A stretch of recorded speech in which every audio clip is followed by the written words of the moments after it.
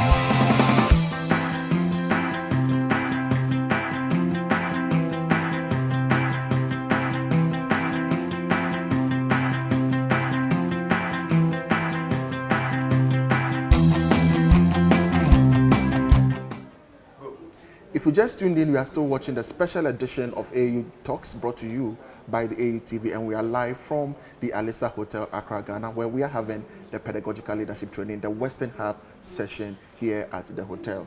And like I told you before we went for the break, we are hosting one of our great Vice-Chancellors on the continent, and he is the Vice-Chancellor, University of Ilorin, and this is the person of Professor Sulyman Abdulkareem. Prof, you're welcome to AAU Television. Good afternoon. Great. We are so much privileged to host you today. Thank you. And then, most importantly, talking about pedagogical leadership in Africa. Please. And having your presence as a Vice-Chancellor encourages us much more. Okay. To start the conversation, during the official opening, I listened to you. You made a statement that was very much remarkable, which had to do with the fact that even in madness, there must be methodology. Yes. And I found that intriguing. Can you just maybe share why you made such statement? To elaborate on that, it is not an easy task to be a lecturer or a tutor or a teacher. You must prepare to give your very best to your students every time you go before them. And that is why I'm saying, even though it is sarcastic, that something so disarranged like madness, people are saying you need to have some way of going about it. If you go before a class and you are not prepared to give your very best, it's injustice academically. That's the way I want to consider it. Okay. Because each time a student comes before you, they have come for you to model their life, to improve their knowledge, and in a way, you must equally challenge yourself to make sure you meet that requirement of them by the time they spend 1 hour or many hours with you. Because if you go before a class and they either listen to you for many hours without getting anything, or you are not able to give the desired information to them or knowledge to them, and you leave, it's almost like you've deprived them a chance to improve themselves. So most disciplines beside education do not go into pedagogy. But the issue is that we all need to do that. Okay. Because whatever you are telling students, they must be able to assimilate it and be able to make useful outcome out of it. But unless you give it right or correctly, it's not very sure that you are going to get across to them the way you want. Great. So, Prof, you've been an academic from the beginning. For 24 years For now. 24 years, Yes. and we must congratulate you Thank on you. that, because it's not easy. So in terms of teaching and learning, even before PEDAL, can you just take us through what is the nature of teaching and learning in Africa, and how has it accounted for the unemployability of our graduates? Well, I feel sorry for the continent Africa in the sense that I went through primary education in the 60s, secondary education in the 70s, and actually gained admission into the university middle of the 70s. Okay. That time, our education system was very impact, very successfully run. I guess the reason was because we did not have many students that time. And so the provisions were sufficient to give us very decent education, so that most of us that left our continent for overseas were able to do well. A few students are still able to do that today, but I've seen that the level of education at the primary and secondary level have gone down so much that unless a student wants to improve himself personally, chances are coping will be very, very difficult. I'm saying that because I went to a secondary school that had all the laboratory equipment you can imagine to do our work. And if I go back to the same secondary school today, they don't have 1/100th of what we had then. And yet, science courses are being taught. Students are going through laboratories without having all the provisions that we had when we went through the same secondary school education. Yes, the excuse would be that the population of students has increased. Yes, but government must be willing or must feel challenged to give the empowerment needed for students, because anything worth doing, as we say, is worth doing well. You don't want to give incomplete education to somebody who is going to have to compete globally. So I believe our problem is that the commitment, the ingenuity brought into play when we were going through education 40 years ago is not there today. And therefore, somebody must be willing, starting from the government level to the home or parent level, to give these students what they need, because it is more competitive today.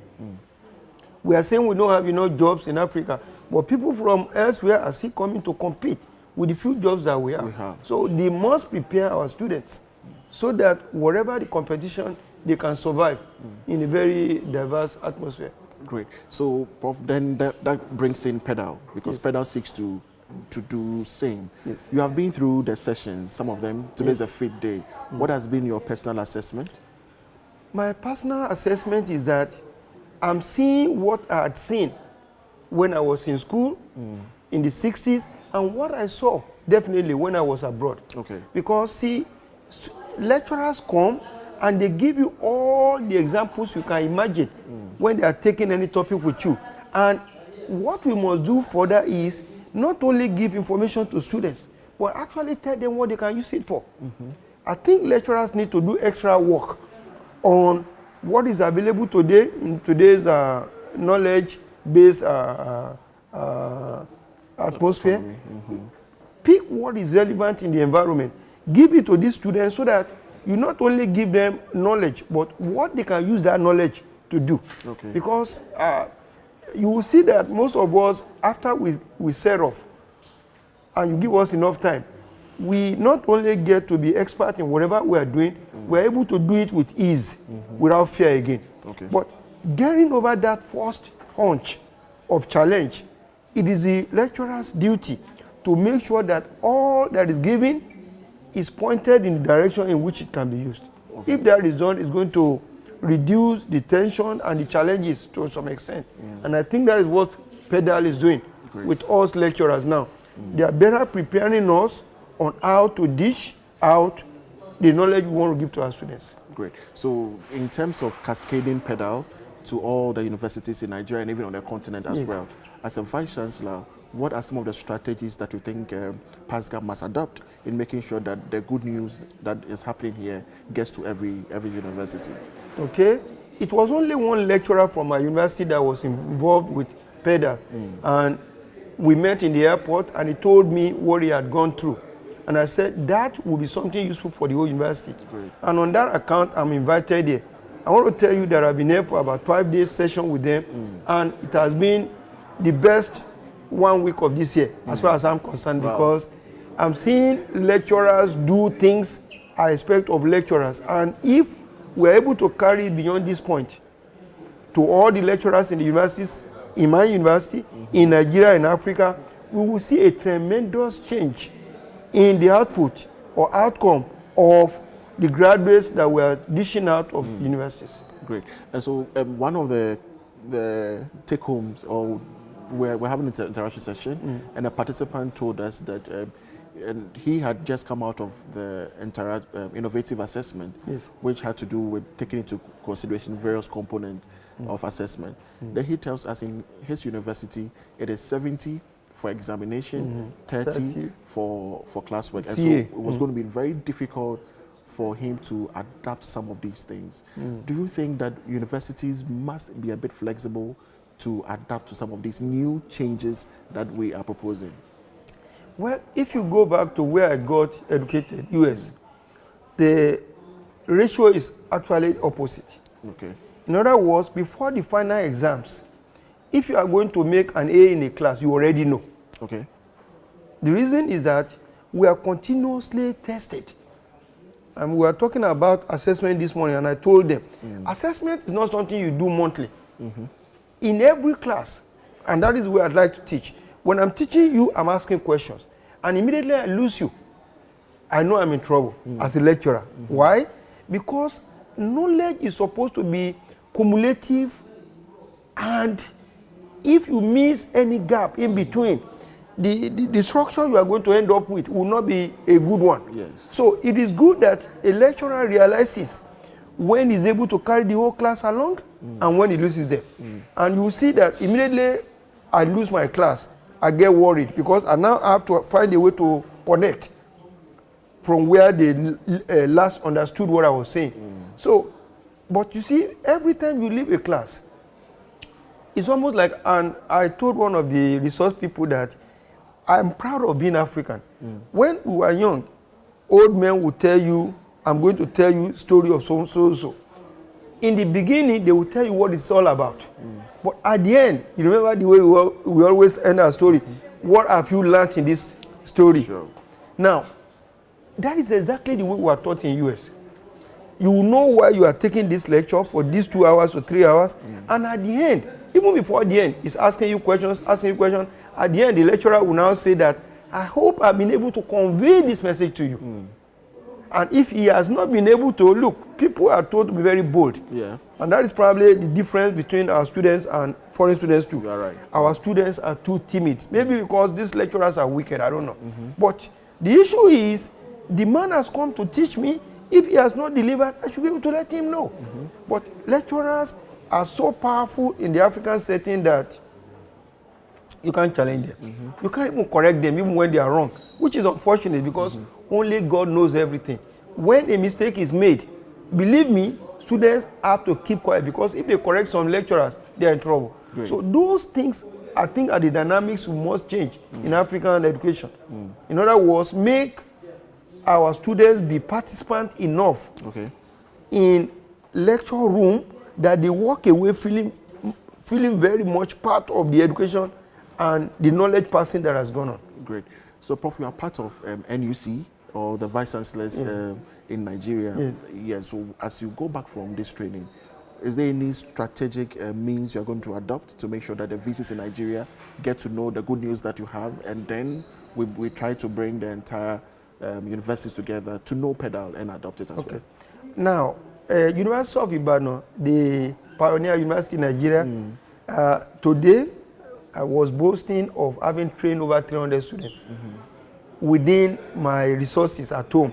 I want to see how many I can quickly train too. Great. And the idea is not just to train them. If they are trained and they are able to become trainers, it is something that I can spread contagiously, but in this case, in a good manner, so that other people realize that they must get the pattern, the methodology of getting information across to students right, so that more people are able to learn from them and be able to make the university proud of the products at the end. Great. So we'll go for a short break, and when we return, we'll be looking at, do we think pedal training will bring a significant change in the learning outcomes? It should. And will it be able to make our students better than they are now? It should. And what we must do It should, because as a way forward?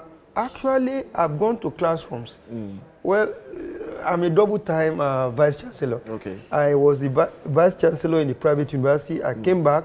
For 2 years, I lectured.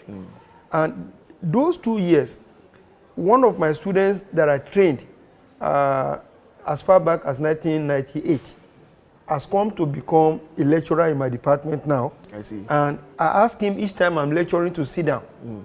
Though he has been through my lectures before, but he's now co-lecturer with me in all the courses I take. So if I go for lectures, he follows me. If I go for laboratory demonstration, he follows me. And in the middle of the semester, we change role. I now begin to watch what he's able to do Okay. to complete the lecture for me. And in a way, symbiotically, we have worked together. We publish together. We do experiments together. We even have patterns together. I see. Because now, if I have an idea, I can wake up in the morning and say, look, Dr. Adeniyi, this is what I think you should do, try this, and it's giving me a constant feedback. Great. And the mentoring is able to develop in him the confidence. Look, among his peers, I don't think he has any match. But the issue is that I'm happy inside because I see a younger Abdulkareem growing up to continue the legacy wherever I live. All right. So viewers, we'll go for a short break, and when we return, we'll still hear from Prof. What is the way forward for pedal in Africa as well? This is still AAU TV. Keep watching.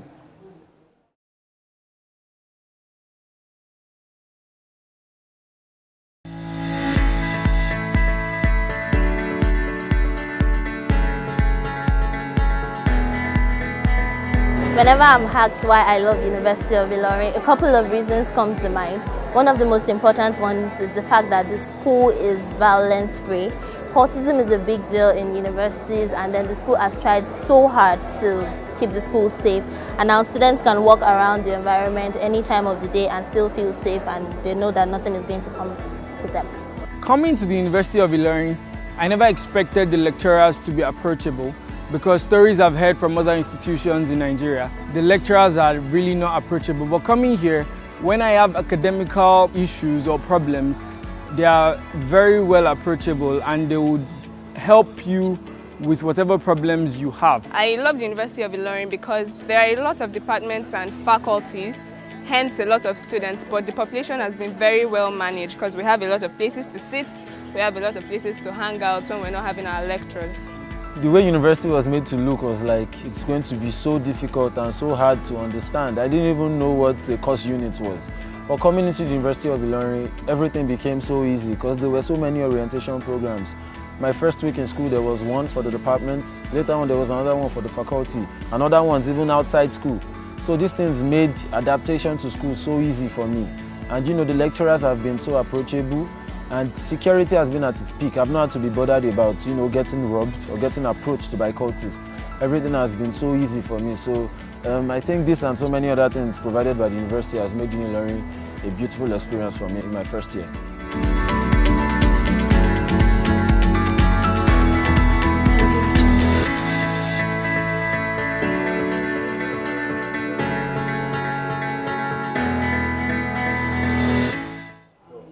Welcome back from the break. If you just tuned in, you are still watching AAU Television, and this is a special edition coming to you from Alisa Hotel, and this is the pedal edition as well. And we are hosting Professor Abdulkareem, the Vice-Chancellor of University of Ilorin.